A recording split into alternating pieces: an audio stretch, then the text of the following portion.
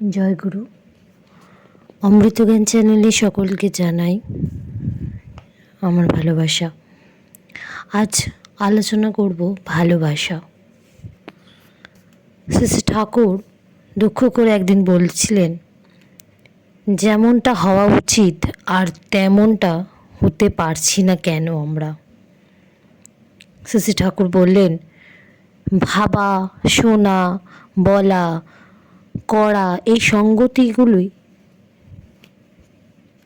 হওয়া চাই, হতে চাইলে হওয়া যায়। ভালোবাসাই মন্ত্র, ভালোবাসায় তুক, ভালোবাসি না এ কথা কইতেই নেই। শ্রী ঠাকুর বলছিলেন, ভালোবাসি আর ভালোবাসি বলেই এমন কিছু করব না যাতে তার বুকে দাগ লাগে। আমার যতটুকু শক্তি আছে তাই নিয়েই ভালোবাসতে থাকবো। মাপতে যাব না কতটুকু ভালোবাসি। আমার সামনে হয়তো মহামহিরোহীর মতো কেউ আছে আগাছা, কেউ বা এভারেস্টের সামিল। তা দেখে আমি কুচকেই বা যাব কেন, বা অহংকারেই ফুলে বা উঠবো কেন? আমি জনার্দন বসু দা শুনে বলছিলেন, আমরা অনেক সময় বলি ভালোবাসি না তাই পারি না। তাতে দয়াল বললেন, দূর, ভালোবাসা আছে বলেই ভুল ধরা পড়ে। অর্থাৎ ভালোবাসার পোষণ চাই সর্বাবস্থায়, তাতেই নিস্তার। শ্রী ঠাকুরকে বলছেন, ভালোবাসার টেস্ট কি, মানে ভালোবাসার পরখ কী? শ্রী ঠাকুর হেসে বললেন, ভালোবাসার একটা নেশা আছে জানিস, বোধ আছে। সে কখনো প্রিয়কে ত্যাগ করতে চায় না। যখন প্রবৃত্তি তাকে পারু বলে ফেলার উপক্রম করে, ভালোবাসাও তখন প্লাবনের মতো ফেঁপে ফুলে ওঠে। প্রবৃত্তিকে প্রশ্রয় দিলেও সে ততটুকুই দেয় যাতে প্রিয়ের গায়ে হাত না পড়ে। যে সীমারেখা লঙ্ঘন করে সে তাকে এক চুলো অগ্রসর হবার সুযোগ দেয় না। আবার সেদিন সান্যাল দা যখন বললেন, ওই একবার যাদের চিন্তা ও চলন উচ্ছৃঙ্খল হয়ে পড়ে তাদের শুধরানো কিন্তু কঠিন। তখন শ্রী ঠাকুর গানের সুরে বললেন, হরি নামের গুণে গহন বনে শুষ্ক তরু মঞ্জুরে। চাইলেই পারা যায় ভালোবাসা। অত্যন্ত কুৎসিত যে যার দিকে চাইতে ইচ্ছে করে না, অন্তরে জোর করে ভালোবাসার ভান এনে তার সঙ্গে যদি ভালোভাবে বাক্যলাপ ও প্রীতিপদ ব্যবহার করা যায়, তাহলে একদিন তাকেই কত সুন্দর ও প্রিয় মনে হয়। যোগেন সেনের কি দুরবস্থা ছিল! মায়েদের সান্নিধ্য সহ্য করতে পারতো না, মা বলে ডাকতে পারতো না। সেই মানুষের কতখানি পরিবর্তন হয়ে গেল। ভাব আরোপ করতে করতে মানুষ বদলে যায়। ভীষণ চোর হয়তো সাধু হয়ে গেল। যা হতে চাও বা পেতে চাও, আগ্রহ সহকারে ভাবা বলা করাকে সেই খাতে বইয়ে দাও। উল্টো রকমের ভাবা বলা করাকে আমল দিও না।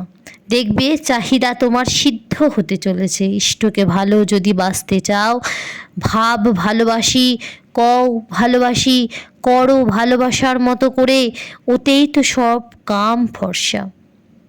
অর্থাৎ কি বলছেন, সর্বসৌধি ভালোবাসা। একদিন কৃষ্ণদা জিজ্ঞাসা করেন, ইষ্টকে ভালোবাসবো কোন উদ্দেশ্যে?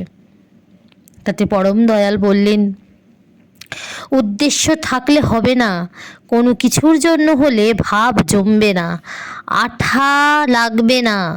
তাকে খুশি করা ছাড়া অন্য কোনো কামনা মাঝখানে থাকলে সেই কাম সংসর্বে সব ঘোলাটে হয়ে যাবে। কি সুন্দর কথা! মাঝখানে একটা পর্দা পড়ে যাবে।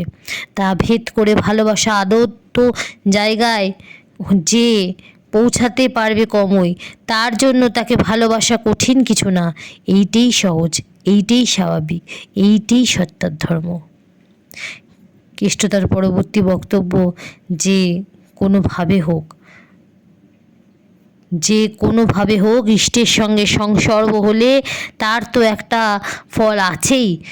ঠাকুর জবাব দিলেন, হ্যাঁ, 7টি নক্ষত্রের জল, পাত্র বিশেষে ফল, সতের প্রতি শ্রদ্ধা ভালোবাসা ও তার সঙ্গ করার ভিতরে দিয়ে মানুষের উন্নতি যেমন হয়, আবার অসতের প্রতি শ্রদ্ধা ভালোবাসা ও তার সঙ্গ করার ভিতরে দিয়ে মানুষের তেমনই অবনতি হয়।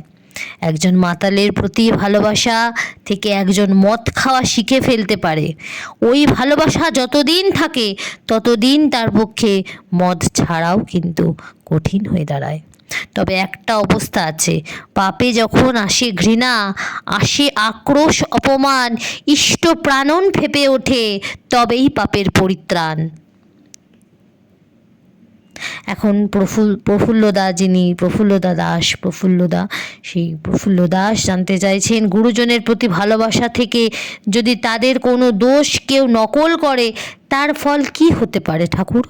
শ্রী ঠাকুর উত্তরে জানালেন, গুরুজনকে প্রীত করার বুদ্ধি যদি থাকে, তাহলে তাদের দোষ নকল করার বুদ্ধি হয় না, বরং গুণটা আয়ত্ত করার চেষ্টা হয়।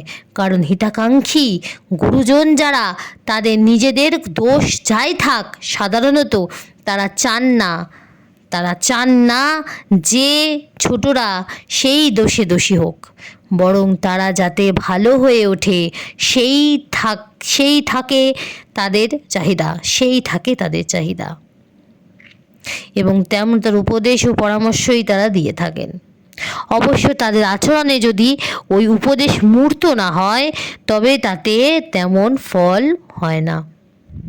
আবার গুরুজনের প্রতি ভক্তিও হওয়া চাই, ইষ্টানুগ ভক্তি হওয়া চাই গুরুজনের উপরে, নইলে তা সার্থক হয় না। বিশেষ ক্ষেত্রে গুরুজনকে সুখী করার জন্য কেউ যদি অন্যায় কাজও করে, তাও দেখা যায় সেই অন্যায় সে একদিন সহজেই অতিক্রম করে যেতে পারে, কারণ তার চরিত্রের প্রধান সম্বল হলো শ্রেয় শ্রদ্ধা। ওই শ্রেয় শ্রদ্ধা থাকার দারুণ মহত্তর শ্রেয় বা দেবপম যে চরিত্রের কাউকে পেলে সে তাতেও অনুরক্ত হয়ে উঠতে পারে সহজে। আর এমনি করেই তার পরিশুদ্ধি এসে যায়। রত্নাকরের মা বাবার উপর যে গভীর টান ছিল, তাদের সুখে রাখবে বলে ডাকাতি, মারধর কত কি না করতো রত্নাকর। কিন্তু নারদ ঋষির সংস্পর্শে যখন তার চৈতন্যোদয় হলো, দেখা গেল মুহূর্তেই জীবনটা পাল্টে গেল। রত্নাকর হয়ে উঠলেন বাল্মীকি। তার কারণ তার যে সুরত ছিল, তাজা ও তরতরে ছিল।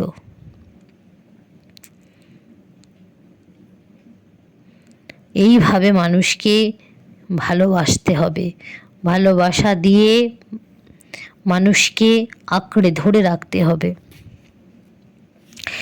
ঠাকুর বললেন, অহিংসা যখনই আমরা বলি, তারই পিছনে আছে হিংসাকে দলন করা।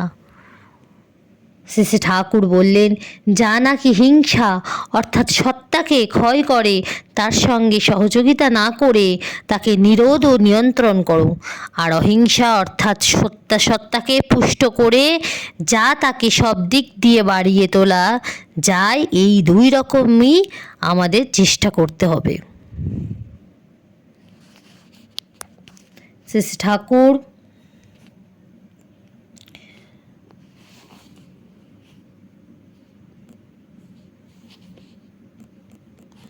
যে ভাবাদর্শে